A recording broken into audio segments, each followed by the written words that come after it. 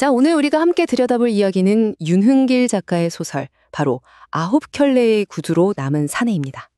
배경은 1970년대, 정말 격동의 한국이죠. 근데 이게요, 그냥 어떤 남자가 너무 가난했다, 이런 단순한 이야기가 절대 아니에요.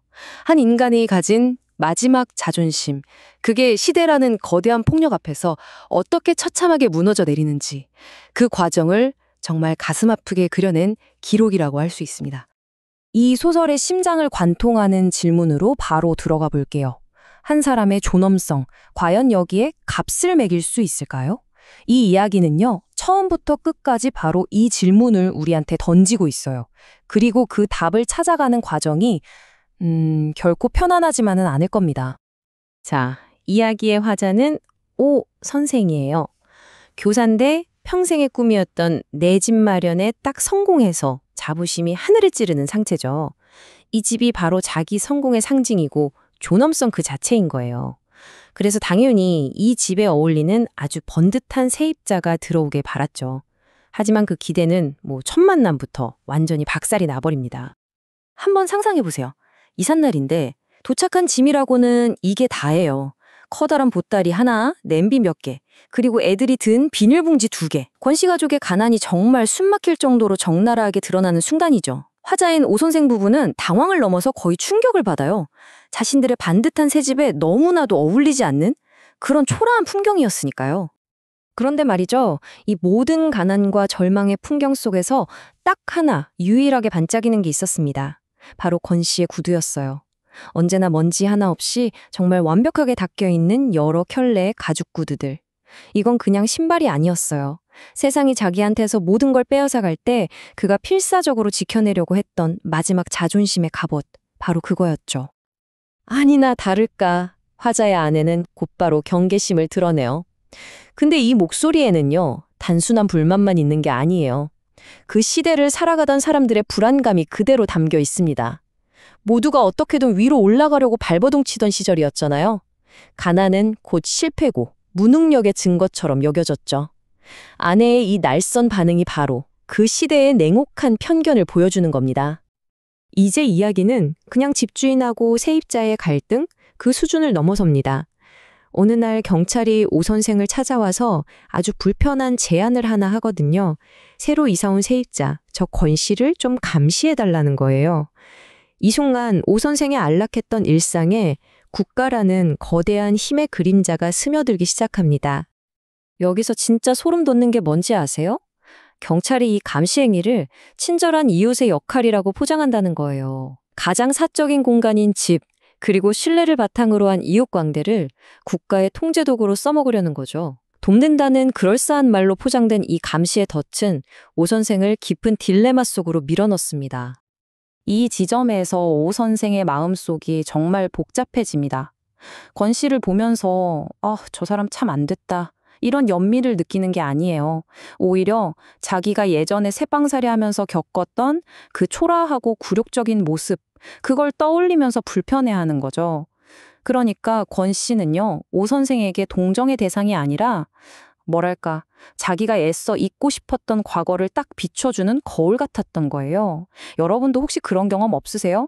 다른 사람의 불행을 보면서 연민보다는 뭔가 불편한 자기 혐오 같은 걸 느껴본 순간이요? 이 슬라이드가 오 선생의 내면 전쟁을 아주 정확하게 보여주죠. 교양 있는 지식인이니까 머리로는 찰스 램처럼 그래, 인간애를 실천해야지 라고 생각해요. 하지만 현실의 몸과 마음은 찰스 디킨스처럼 가난을 멀리하고 외면하고 싶어 하죠. 이 위선적인 갈등은 결국 권 씨의 존엄성을 제대로 마주볼 거냐, 아니면 그냥 눈 감아버릴 거냐의 싸움이었습니다. 드디어 이야기의 전환점이 찾아옵니다. 어느 날 밤 술에 잔뜩 취한 권 씨가 오 선생을 찾아와서 굳게 닫아뒀던 판도라의 상자를 열어요. 경찰이 왜 자기를 감시하는지, 왜 세상과 담을 쌓고 구두만 닦으면서 살아야 했는지, 그 비극적인 과거의 비밀이 드디어 밝혀집니다.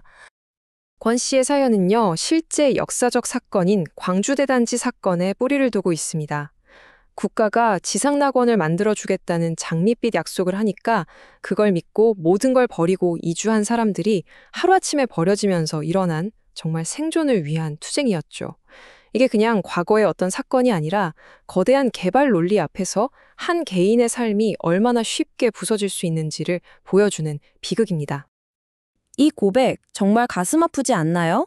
권 씨는 폭동을 주도한 사람이 아니었어요. 그냥 그 군중에 휩쓸렸을 뿐인데 우연히 사진 한 장에 찍혔다는 이유만으로 폭도라는 낙인이 찍히고 전과자가 되어버린 거죠.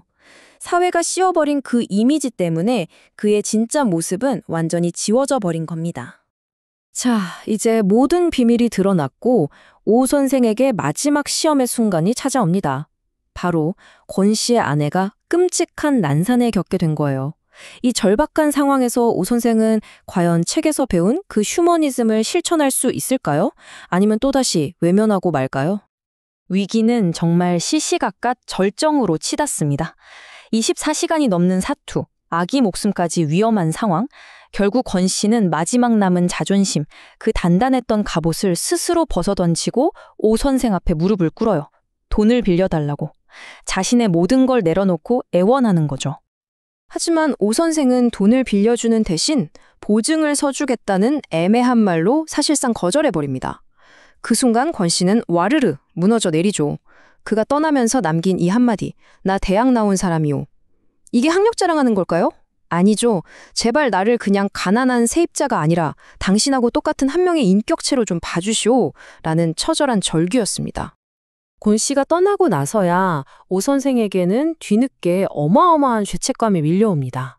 그리고 마침내 외면했던 자기 양심을 따라서 직접 돈을 구해 병원으로 달려가죠. 하지만 이 선행은 너무 늦었던 걸까요? 때로는 선한 의도마저도 비극의 불씨가 될 수 있습니다. 이제 이야기의 클라이맥스, 그리고 가장 가슴 아픈 결말로 향합니다. 오 선생은 아마 병원비를 내주면서 이제 모든 문제가 해결됐다고 생각했을지도 몰라요. 하지만 그는 존엄성의 대가는 돈으로 치를 수 없다는 사실을 곧 뼈저리게 깨닫게 됩니다. 바로 그날 밤, 오 선생의 집에 강도가 들어요.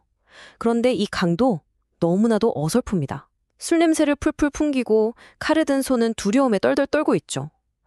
복면 너머로 보이는 그 눈빛을 본 순간 오 선생은 직감해요. 이 강도의 정체는 바로 권 씨라는 걸요. 이건 강도짓이 아니었어요. 한 남자가 자신의 무너져버린 자존심을 되찾으려는 처절한 몸부림, 그런 연극이었던 겁니다. 오 선생은 권 씨의 마지막 자존심이라도 지켜주려고 당신을 아끼는 어떤 이웃이 병원비를 내줬을 거라고 그렇게 그를 위로하려고 합니다. 하지만 바로 이 동정 섞인 말이 권 씨의 마지막 남은 존엄성을 산산조각 내버려요. 그는 구걸한 게 아니라 빌리려고 했던 건데 익명의 동정이 그를 완전히 무력한 존재로 만들어 버렸으니까요. 그의 이 절규는 세상에 대한 마지막 믿음이 끊어지는 소리였습니다. 다음 날 아침 권 씨 가족은 사라지고 없습니다. 갓 태어난 아기까지 모든 걸 그대로 둔 채로요. 그가 떠난 자리에 남은 건 오직 마치 사열하는 병정들처럼 나란히 정렬된 반짝이는 9켤레의 구두뿐이었습니다. 그의 분신이자 마지막 자존심의 유품이었죠. 권 씨는 자신의 모든 것이었던 그 자존심, 구두 9켤레를 남기고 떠났습니다. 그렇다면 그의 존엄성을 짓밟는 데 일조한 화자, 오 선생에게는 무엇이 남았을까요? 아마도 평생 짊어지고 가야 할 9켤레의 구두만큼이나 무거운 죄책감이 아니었을까요? 그리고 이 이야기는 시대를 넘어 오늘을 사는 우리에게 묻습니다. 당신은 과연 진정한 이웃입니까?